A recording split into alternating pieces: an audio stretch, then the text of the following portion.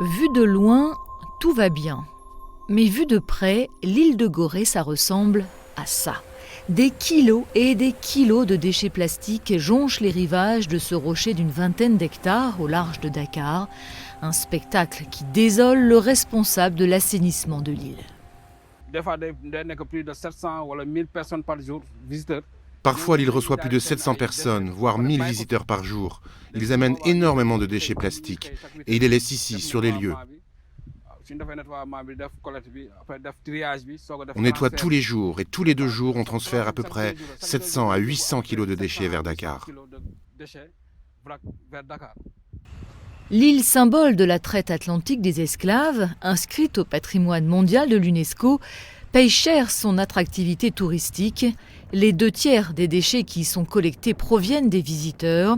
Des poubelles ont beau avoir été installées devant chaque maison, rien à faire, le plastique prolifère et l'impact sur la biodiversité est déjà dramatique. Il y a quelques années, depuis la terre ferme, on pouvait pêcher toutes sortes de poissons, comme des dorades. Mais c'est devenu impossible maintenant avec tous ces déchets plastiques qui jonchent le littoral.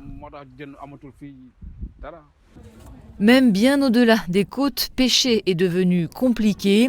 La zone était pourtant réputée poissonneuse, mais d'année en année, ce pêcheur a dû s'éloigner un peu plus de Gorée pour travailler.